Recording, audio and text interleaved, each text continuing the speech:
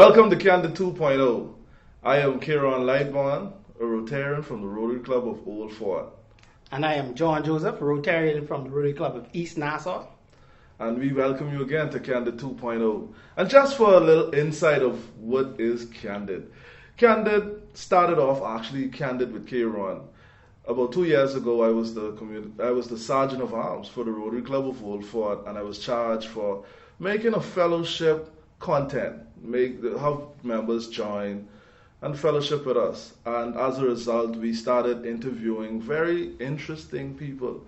And when we first started, it would have been for the breast cancer awareness, and it just blew from there, where we had some amazing guests. We have the present Rotary International President, Mr. Sheikh Almeida. We've had Dr. Sylvia Whitlock, who would have been known as the first female Rotary Club president, and many other guests that we've had with us. And right now, we are evolving where we would like to take bring the story of so much other Bahamians and others to you, to be able to understand different aspects of business, what is going on locally and internationally. And that is why I have my good friend John here to help us as we journey this trip. Yeah, so we're just here trying to propel this, bring this to a bigger stage. So we'll be doing shows twice a month and bringing it to you guys and giving you an insight of what's going on in the Bahamas and in the world also. And the beautiful thing is, you talk about bigger stage, and John, it's no mystery or secret, but one thing you know about is the bigger stage, and we're talking about that YouTube field, being in the YouTube environment, understanding social media, and I feel that you know a little bit more about this. So tell us now, with us taking KANDID and evolving KANDID to reach out to so much more, what should we do? Well, YouTube right now is one of the biggest stages, and we want to see if we can capitalize on that to give ourselves some more eyes and be able to spread what we're doing here to the world. Also, Rotary is a charitable organization, so we will be trying to monetize this. So guys, if you are viewing, please don't forget to like, subscribe, to just, so you'll be notified when we do drop a video. I promise you won't regret it. We're going to have some very engaging topics. And also don't forget to drop comments based on any topic that we're speaking about. I had to put that plug in there because, like I said, we are a charitable organization. So any revenues that we make on this program will be going to a good cause. And yes, we do have many good causes. Even in this Rotary year that we have coming up, we have so much to do. The pandemic has kind of kept us closed and limited, and with everything opening back up means that innovation, creativity, you will see a Rotary reel coming soon to you. Absolutely. All right. So we have some interesting topics for you guys today. We'll be discussing, and this is our first episode, so we will be having guests on periodically. So it won't just be us, these two handsome fellas here. We will have some other people joining us periodically. Plenty on the handsome. Yes, we will have a lot of, but today we do have some very interesting topics that we'd like to talk about.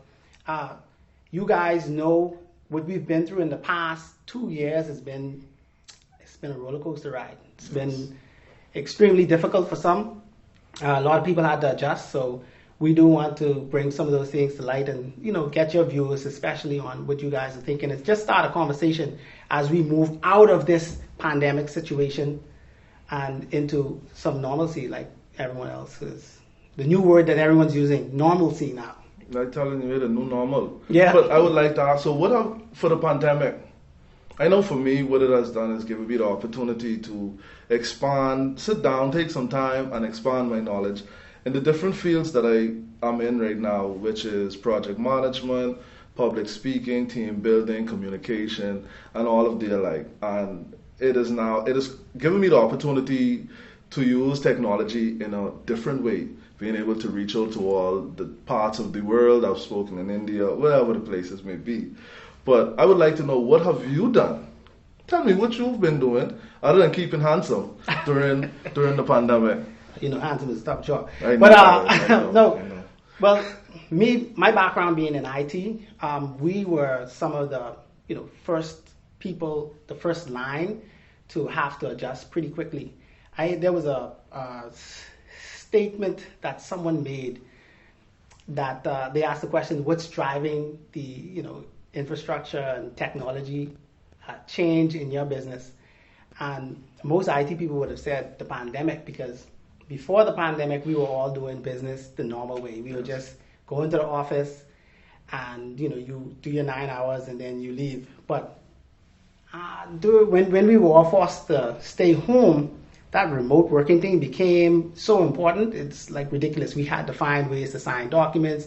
For those of you in the stock market, you're seeing how Adobe and all of those other digital signature companies, stocks went sky high. It was pretty much it's like overnight. Like it was ridiculous, basically. So we basically had to adjust. Like it was a steep adjustment. It wasn't, a gradual change. We had to make it right away. The government ordered everyone to stay home, full stop. So we had to make sure that business could continue, and it was tough at first, but we were able to to push through it and become successful. Now on your side of things, I know you've been doing a lot of training, and that's an in-person thing. So how has that been for you guys?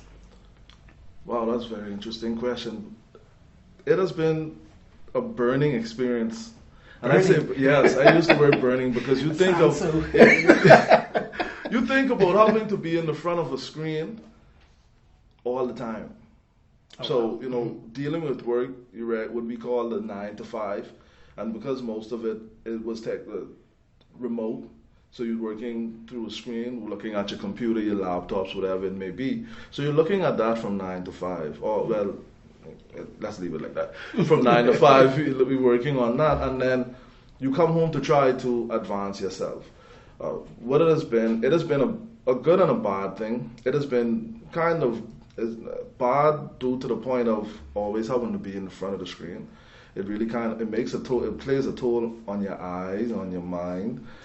But it was a great thing because it got me to places that I would have normally didn't have the opportunity to get. So to get to, I should say, and being able to be in a global world, it lessened the world, the size of the world. It felt as if I could have just threw my hand and pulled China closer to me. Right. When I had my job training, when I did team building training there, or even when I did a training in Africa. Oh, wow. And then to also experience these different cultures without having to purchase a plane ticket, find a room, get left by my plane, and then have to find a way back home. Yeah. So you get that. So it did well. I think one of the things that I thought about during this whole situation, and I was like, you know what? The businesses that are able to adjust quickly are the ones that are going to survive. And I think you're probably one of those that adjusted quickly, because there are a lot of people that probably in the same field as you, and they didn't do as well because they weren't able to adjust fast enough. And I think that's the key. We have to be agile in everything that we do, because that's the only constant we have in the world is change. So we have to remember to always be agile. And you did a great job with that, because if you saw success during that time, then you definitely succeeded in adapting to the different situations that we had going on. Well, I know you felt your levels of success also with your YouTube page. Yeah. Actually, come on, don't hide that. Don't try not to hide that. I want to hear about that. I'll tell you, because I know we have a lot of persons that either are now trying to move that social media way, going through the YouTube, or trying to make a living from that way, or they're just even thinking about it, trying to start something. But for you, you've traveled that area. Yeah. Tell us about your journey and where you are now.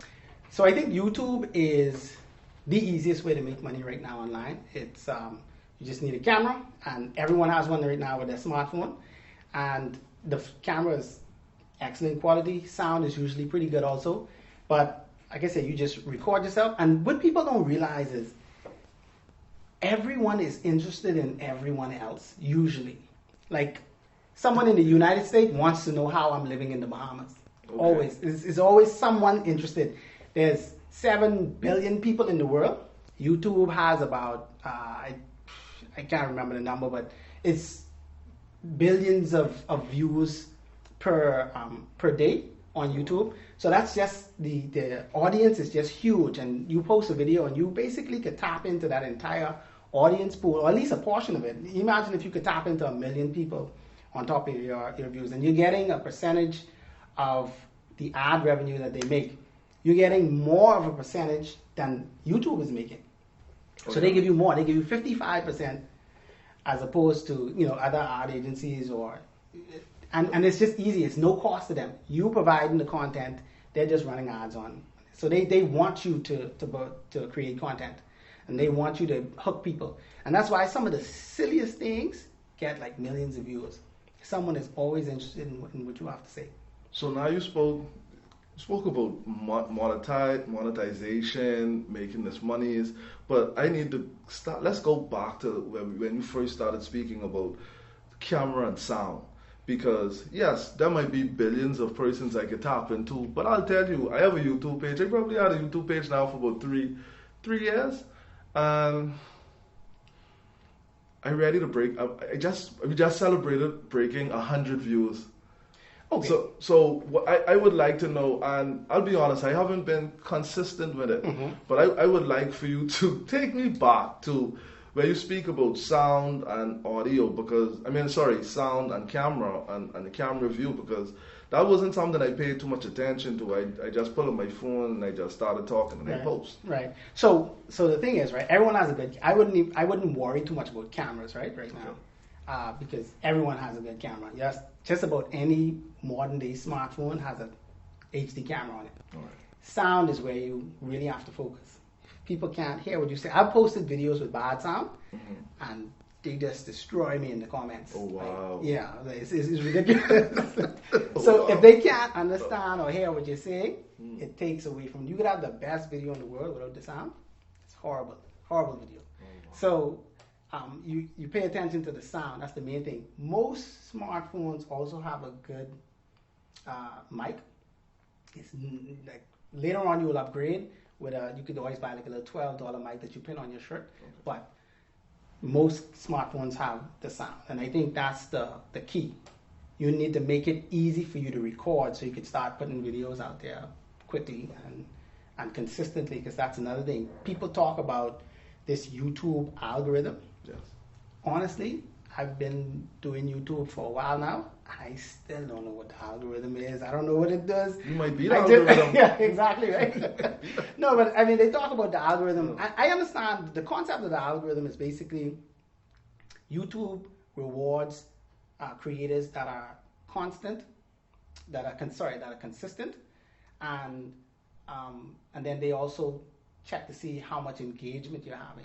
So, and that's why, some of the people that post every Tuesday or every Wednesday or whatever, their audience knows that they're posting on that time, so they know when to come in and view. And then also, they leave a lot of comments. That's why you guys should leave a comment and a like. Yes, please. Yeah. So we have become more engaging, and then YouTube rewards that with putting the video in front of the audience that that you're captivating.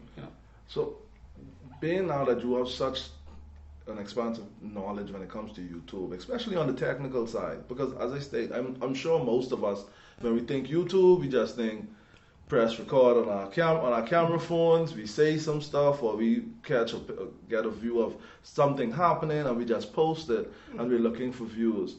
Some of us do want to make a business out of it, or at least some form of income. And as you started to talk about monetization and understanding now where you just came from with the technical aspect, let's get into the monetization. What would it take? What does it take for me to be monetized by YouTube?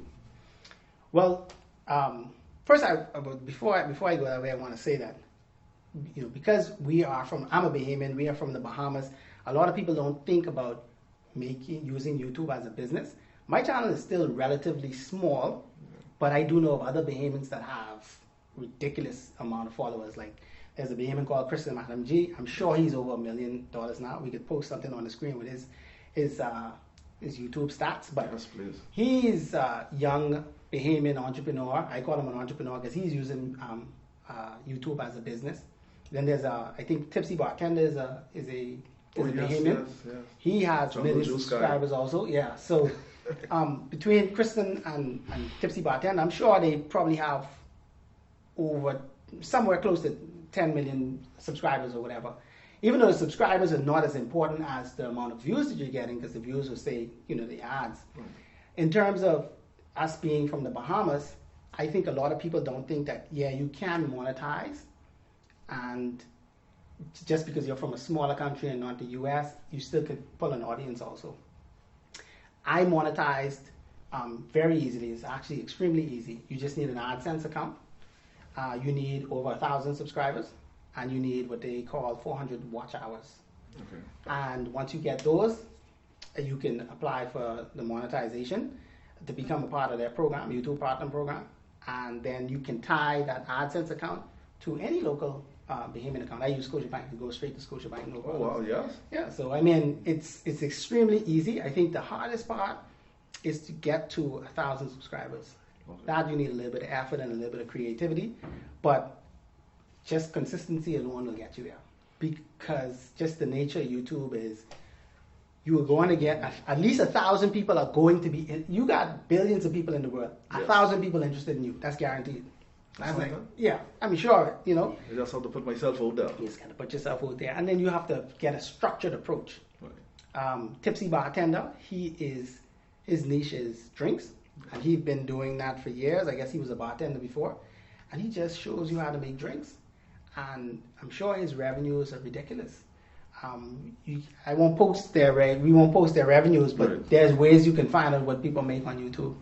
Oh, but so they post that also, like that's not yeah, it's an estimation. Okay. There's a website that estimates based on the amount of views you get and the amount of commercials at they call it CPM, right? Cost per million. So every 1,000 views you get, you have a rate. So I think my rate is like $7 or something like that. Oh wow. Tech usually higher. Tech and finance usually higher than other.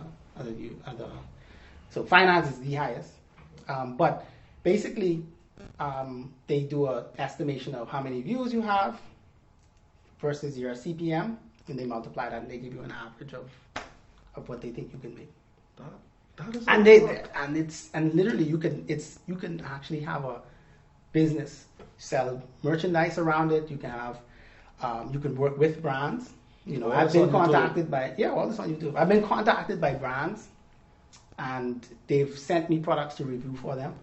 They haven't paid me any money yet, but they just send me the products free. Okay. So I mean, but it's working towards that. So now I'm in negotiation with another brand now who wants to pay for me to add some content on my channel for them. So I mean, if brands wanted right now, if brands wanted us in this setting to speak on them, speak about them, absolutely, to review them, that could happen. Yeah, absolutely. Like, for example, we're doing a business. This is a business related show. So banks like Fidelity may have a product for Fidelity, may have a product for our audience, and then they maybe just want us to have a segment. And then they help us, to pay for Barry, our videographer, and, different things just to keep the show running. So, definitely brands could approach us. And that's so much. Imagine all this coming from just one platform such as YouTube to be able to get to the masses. Now, mm-hmm. I'm not sure, but do you help persons? Like, let's say I'm brand new into YouTube. I just need somebody to guide me, steer me. Do you assist with that, or? I do not have anything structured in a way where I could help people. I don't have a program, I don't have anything like that. But just shoot me an email or whatever. You leave my email in in the comments or somewhere, Right. and just shoot me an email, ask a question. Like I say, my channel is still relatively small, Right. but we'll leave a link to that also. But you know, there are things that there's knowledge that I have that I probably can pass on, and it's free knowledge. It doesn't matter. We can hand that out, no problems, just to help other people get, you know, on this YouTube journey, which I think can be lucrative for most people. And as you said, well, I'll leave the link for my LinkedIn page. It's significantly smaller than his. However, it just speaks to the big point in which he stated. First, we just need to start. Yeah, starting. I think is the hard. From what you're saying, starting is the hardest thing, and then I think the key is to just keep going. Okay. And a lot of people, we learn how to succeed. We don't learn how to fail. You have to fail. You have to keep failing. Like, just keep failing. Just get used to failing. Because if you put out 10 things, one might be good. But you have to be okay with the 9. Because that's the only way you could get to that 1. So you just have to keep going. Just keep going. Get used to failure, because it happens. All right. So how long? So just want to ask, before you became to the level you are now, about how much reels do you think you would consider? You know what? I wish I did take that one back. Yeah. And I still leave them up, right? Right, but you still have them up, right? But yeah, I still have them up, right? But I mean, if you go back and you look, it's been a nightmare. You could see the mistakes. You could see the ones that were horrible, the bad mic. You could see the bad coloring. It's just been a, you know, learning process as you go. You know. All right. So as we continue to move forward, and understanding exactly being able to articulate your experience for those persons who are aspiring YouTubers, or even just social media presenters or performers, what tips would you give? What tips would you give them? The hardest thing, to be honest with you, the hardest thing about just YouTube, especially YouTube, is being yourself. To be honest with you. Come on. That's actually come on. You trying to tell me that it's hard for me to or anybody to just sit there and record themselves, just being them? Yeah, you're talking to the camera, you're talking to no one. See, me and you talking right now, so the energy, you could feel the energy, we could feed off each other, you know. Right. But when you're talking to a camera, you're talking to absolutely no one. And so in your mind, it's like it's all psychological, because in your mind, you know you ain't talking to no one. So now you have to think of how I would be if I was talking to someone. And that's 90% of the time not the person you are. You know? So you end up being a robot for the first 10 videos. Right. But you can get it. You can get it. Just keep going. It'll get better. So consistency and keep going. You just gotta keep going. That's it. Because you'll be a robot. Like I have some videos now. I just loaded. We're getting ready to upload. Right. Because I had a big break. Man, I back to being a robot again. Good morning. It's just it's ridiculous. It's a process. But, yeah, it's a process. It's an ongoing process. Yeah, so definitely 2 things that I would, just basically 2 tips that I would have for someone who's starting YouTube. 1, I would say try your best to be yourself.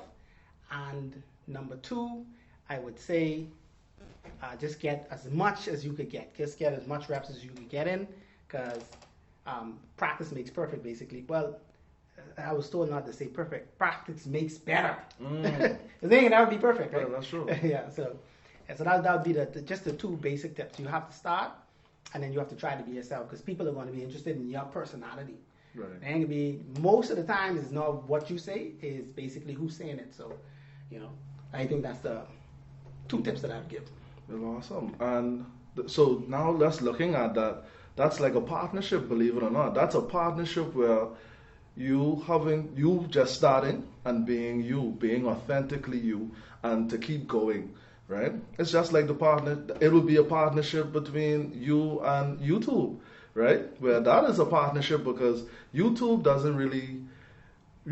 not have the impact it is having without you. Right? Exactly. But now let's continue talking about other partnerships, because I'm hearing about the partnership between Apple and Square. Man, that's like, yeah. Actually, wow. that's huge. That's a big thing. I think Apple is a company that's been playing chess the whole time while everybody else playing checkers. That's a common statement, right? Like a lot of people saying it, but I don't think they really realize and see how Apple has been moving this entire time. They some smooth dudes, and not only like you could tell that the way Apple moves, you could tell that they have some planning and some thought going into it, because they seamlessly transitioned from Steve Jobs, and it's been like no stops. Like, it's just been smooth. Usually when you have companies transitions from CEO to CEO, it usually has a problem. Microsoft had a huge problem when Steve Ballmer was in charge.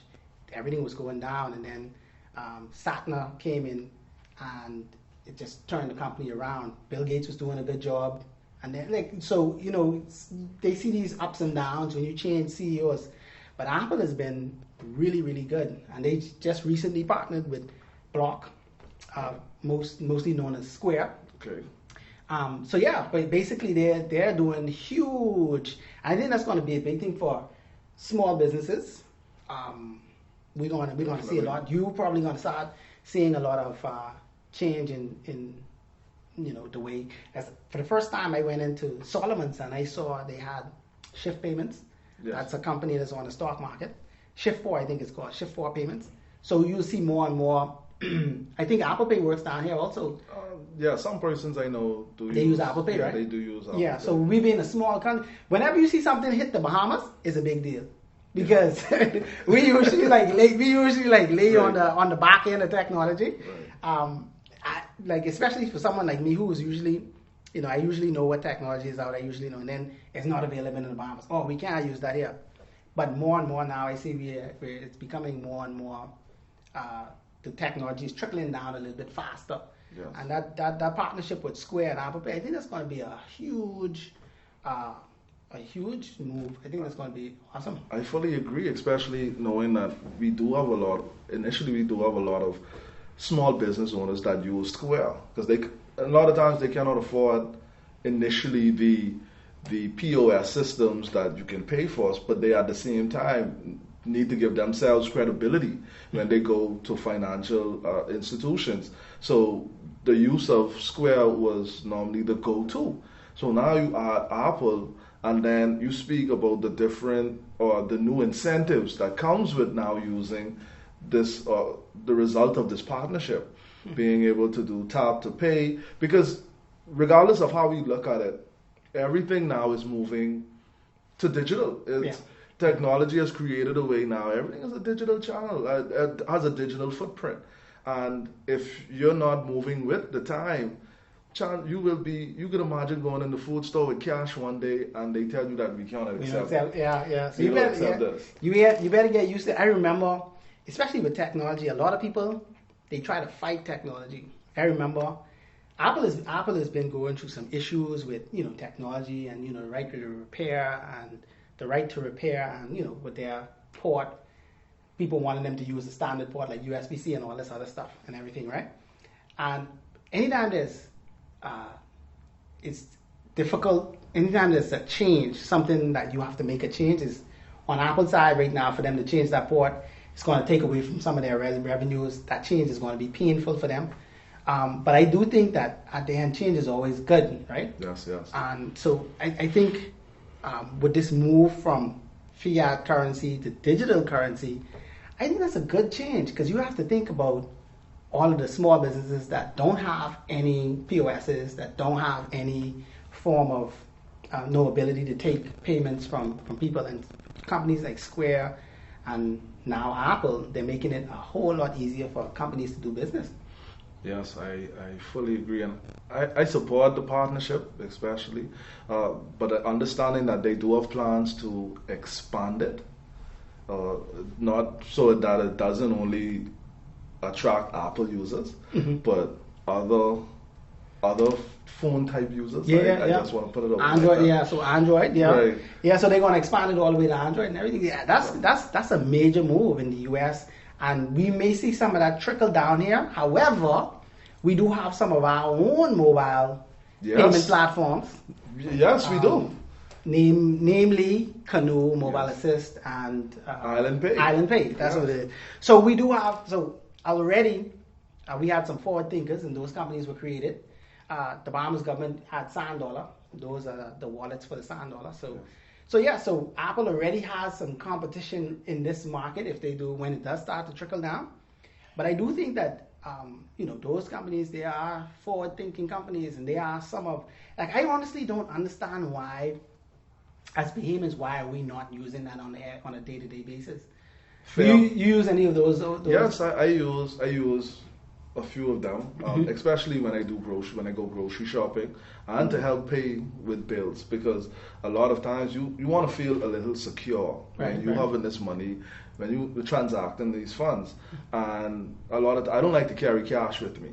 Okay, all right. So what it does, I wouldn't say it forces me, but it not even challenges. What it does, it causes me now to go to these companies that support these different digital wallets that you could use and move around with. Because let's look at the other day, there was issues where you couldn't have gotten cash from ATMs, or you have maybe issues with the different credit card swipe machines that you get from the traditional bank.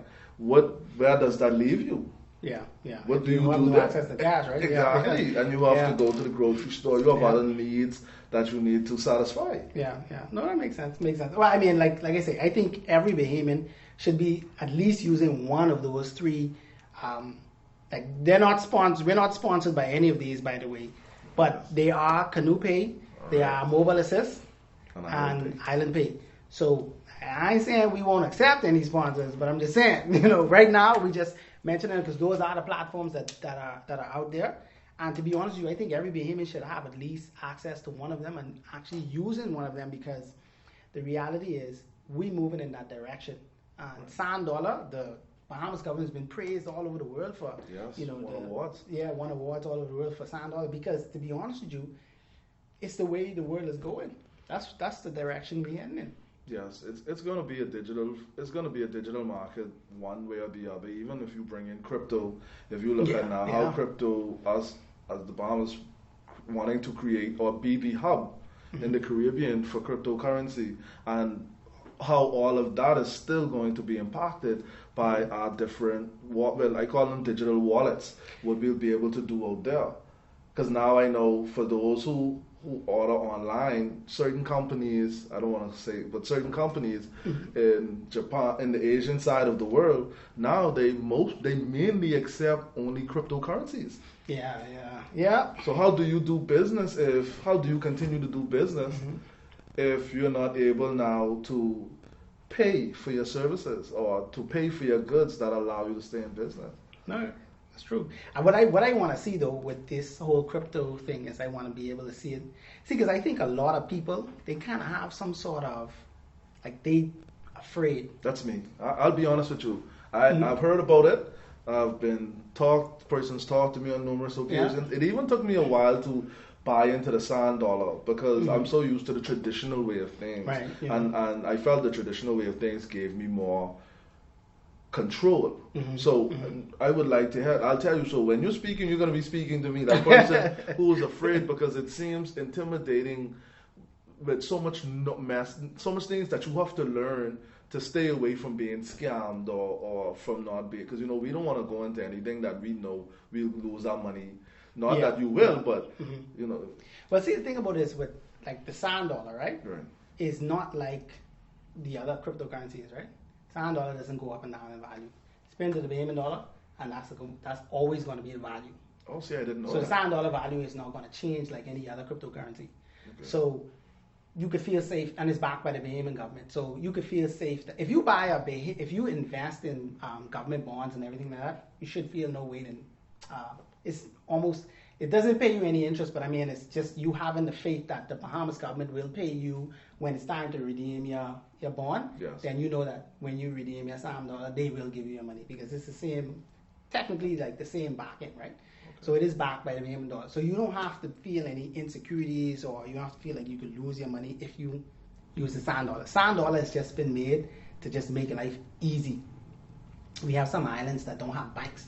Some banks pulled out from some islands here. Yes. So now they could download a Canoe mobile assist or Island Pay app, and they could continue. Like oh, wow. that's a. Oh, you can imagine if you wanna. I think there was. I think Scotia Bank was the only bank on Andros Avenue. On Andros Island. And I think they pulled. I think they pulled out, right? And that's the only bank. So now you have, I don't know, 7,000 to 10,000 people on this island. I don't think they counting all of the tourists that come in and out. And you have literally no financial institution in that island. Right. So now that you spoke about banks not being in Andros, so just the point of banks now we know are pulling out of our old islands, but we still have persons there. Commerce still needs to take place. Still has to happen. So what you're telling me is through our local digital wallets, I like to call them that. It's easier for me to understand it. If it's different, you could teach me. Yes, but I want to say a Mm-hmm. digital wallet, right? That like Canoe, Mobile Assist, and Island Pay.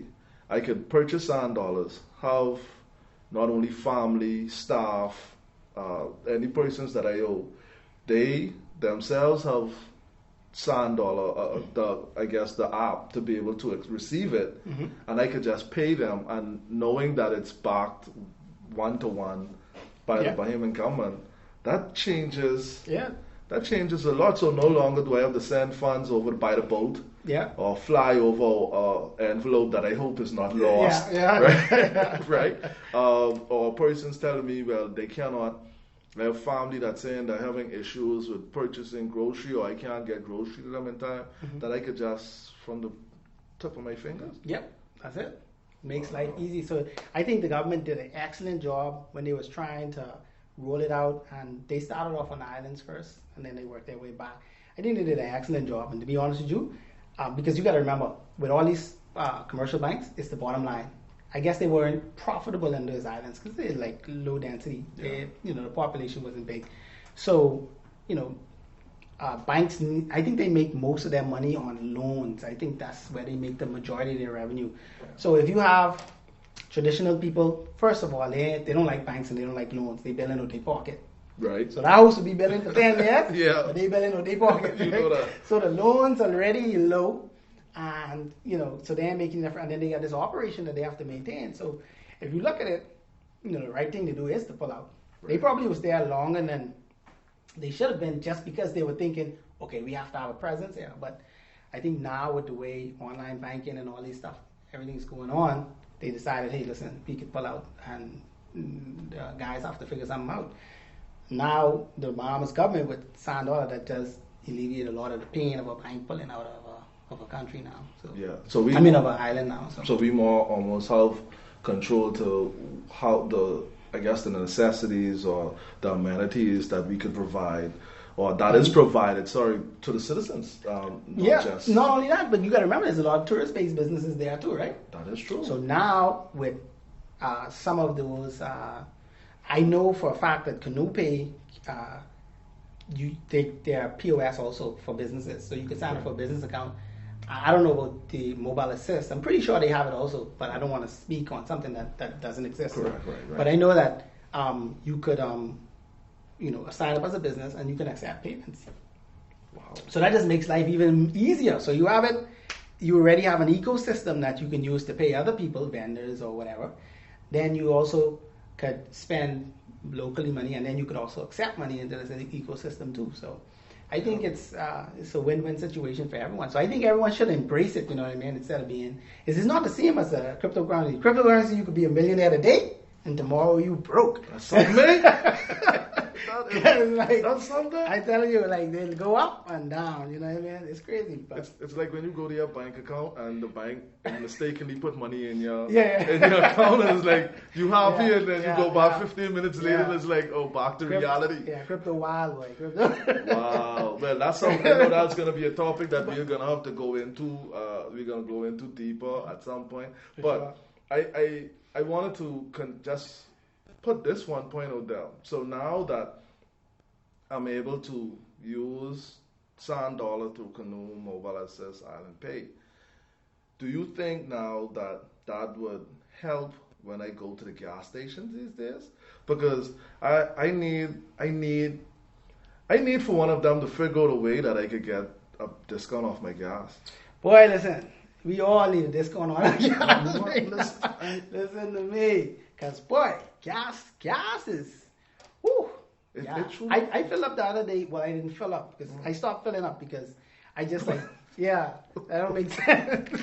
I stopped filling up. I just give them what I got. I gave them $50 the other day. It was like $7 a gallon. I was like, wait, whatever this do, just let me know what this do. You know what I mean? Because it's ridiculous. I was trying to learn.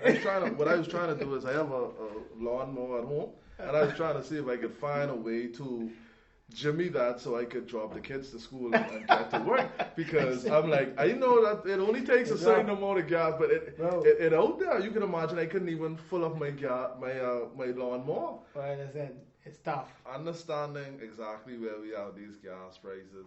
Just wanted to, how do you think, or what are your thoughts about, the low-income families, the small businesses? How are they able to survive during a time like this?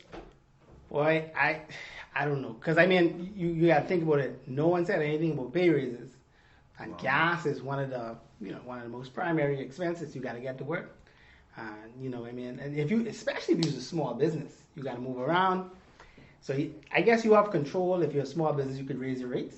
But everybody's struggling. So you raise your rates, it's just a trickle effect, So, I mean, it's tough. I don't know how they can make it, but hopefully it doesn't last too long, the war in Ukraine. Hopefully that ends quickly. I don't know how long that could be, but I don't know. It's tough.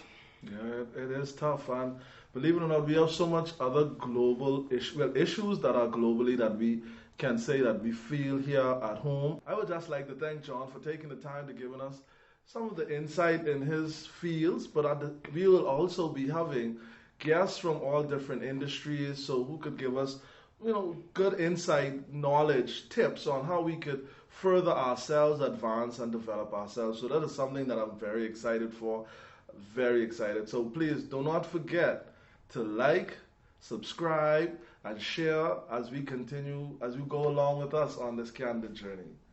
Awesome.